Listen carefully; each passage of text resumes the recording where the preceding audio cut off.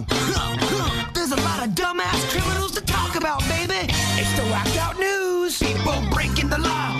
Ha-ha, fighting in the nude. Ha, drunk people pooping in the street. Ha-ha, it's the whacked out news. So many people on meth. Ow! This gotta be one of the dumbest drug dealers that I've ever seen a story on. He thinks he's all clever because he's using a drone to deliver his drugs, but he doesn't fly it well and he crashes it into a person's backyard. Oh, no. And then he goes up to the door and is like, can I get my drone back? The guy looks sketchy because he's one of those dudes that is dressing like he's a teenage skater, but he looks like he's middle-aged. Yes. I've seen the 45-year-old skater. I know that look. And you're going to start seeing that look a lot more. And they're like, something doesn't add up here. So they actually called the cops. Oh, and damn. The cops showed up and they wanted to inspect the drone. And as they did, they realized that it was loaded down with meth and all kinds of fentanyl and other stuff inside of it. Oh, damn. So apparently he was flying the drugs to somebody, crashed it, and then he went to go retrieve it, thinking they would just hand him the drone and everything would be great. They say that's what they do in some of the prison yards. And I kind of thought that would be so hard. Wouldn't the guards see that? Or if they're paid off, maybe they look the other way. If you fly the drone high enough, they wouldn't see the drone. And you just have to make sure that you've calculated wind speed and velocity. And then drop it into a prison yard. Drop it at just the right spot. What could go wrong? A lot. I think you'd probably end up like this guy in Hillsborough County. So, of course, he's a Florida man. Another crazy thing happening here in Florida, just north of us at Orlando International Airport. A lot of people flipping out at the airport. There's a woman who attacked a Southwest Airlines gate agent after she missed the standby list for 3 consecutive flights. She had enough. And she went off. Are you kidding me? Y'all back away. Are you kidding me? Are you kidding me? She chased him from around the desk. I need to go and marry my brother. She's actually chasing him down the corridor. Ooh, that's assault. 3 weeks. 3 weeks for my money, right? 3 weeks for my money, right? 3 weeks for my money, right? She kicked him. Oh, damn. Right? 3 weeks. 2 flights wasted. 2 flights wasted. That's her punching the computer monitor. 3 planes. After 45 minutes. Where's the cops? There was nobody coming to this guy's rescue. How? Yeah, nobody was there yet that fast. I mean, it seems like a long time for that to just be going on, and she's physically assaulting the poor guy. Do you not understand what the standby means? He was trying to stay away from her. She had kicked at him, and then she started smashing his stuff. She was just looking for anything. She had so much anger after being passed up 3 different times. She's like, I'm taking it out on somebody from Southwest. Well, then don't fly standby.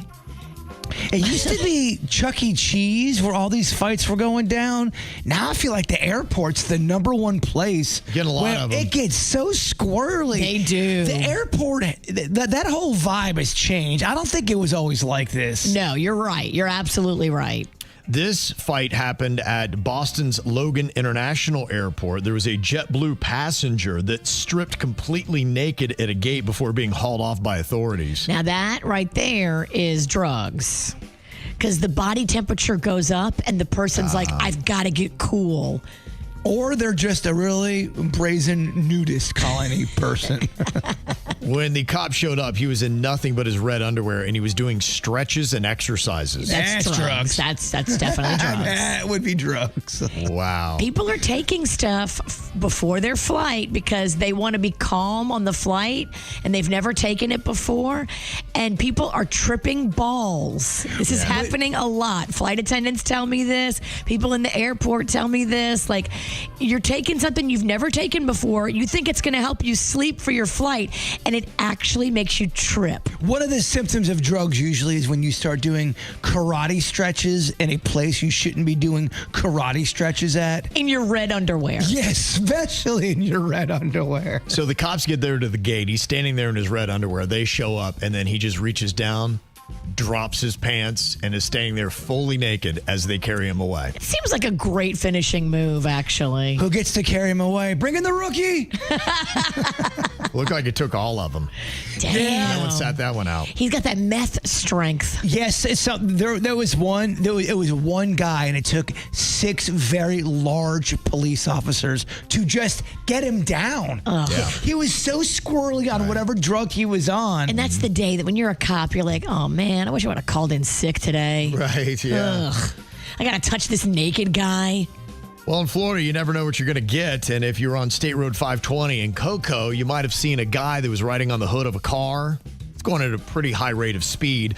If you want to know what was going on, it was a domestic dispute that had started at a nearby Wawa. And apparently it escalated quickly. The female driver has been arrested. Apparently they were at least in a relationship. A gas station domestic brawl. Yes. Oh, there's so many videos of this So stuff. spicy. There's a lot of gas station domestic brawls. And if you're wondering what the conclusion was, she was arrested and charged with attempted second-degree murder. Wow. Okay, but he didn't actually fall off. No. Thank goodness. Attempted.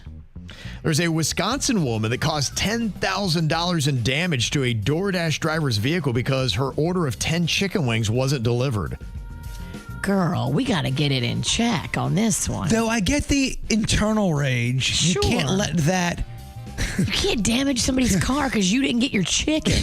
No, and believe me, there's been plenty of times where I didn't get my chicken. We all want chicken, but you got to show some decorum. You can't wreck somebody's car. The woman used the DoorDash app to find the driver whose service was interrupted during a delivery. She stalked him? Yeah, the driver had suffered a Wi-Fi issue, so she wasn't able to find the woman's house. And after the woman found the victim, she hit the vehicle with a tire iron, which smashed several windows and also then threw a brick at it. Over chicken? Over not getting her chicken order, yeah. There's something else going on there. There's something else going on there. Because we've talked about it before. Food's that one thing you can control. That's the one thing in your life. You know what? I want chicken wings. I'm getting chicken wings today. And when you don't get your chicken wings, it all breaks down. You got to walk it back. Before you grab that tire iron, just say to yourself, is this going to end well for me? But there is such a sadness and a disappointment and a series of emotions one goes through when their order is wrong. I get it. But Yeah, don't grab the of course- tire iron. Of course not. She was arrested and is now facing 3.5 years in prison for felony criminal damage to property. All because of the wings. Damn. Now, you're a cop and you come across a guy that is just laying in a ditch. And he's like, and he's slurring his words and all this kind of stuff. He's stumbling around. You're thinking, okay, this guy's drunk. But here's the odd twist in this story. The guy was only pretending to be drunk. Huh? I don't understand what his motive was. As the cops found him lying down in a ditch, he's purposely slurring his words, staggering all over the place, like, well, he must be drunk. And then they put him in handcuffs, so like, his eyes aren't bloodshot. He doesn't smell of booze. And then when they gave him a breathalyzer, it came back 0.0. They're like, he doesn't have any alcohol in him. I'm like, what are you doing? He's like, I was just faking it.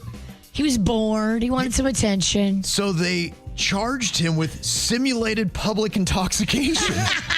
Basically, they charge him for being weird. What? I've never heard anything like this. He got a weird charge. But What are you doing? He could have a future in community theater. What are you? What are you doing? He was bored. He wanted attention. Oh my gosh! Was he at least videotaping this? We need to get this guy for the KVJ horror movie. Unbelievable. No, we don't. Yeah, he needs to act. I don't want this guy. No. And this seems a little alarming. You go camping and you come back with a case of the plague. Oh my. Oh, it's still around.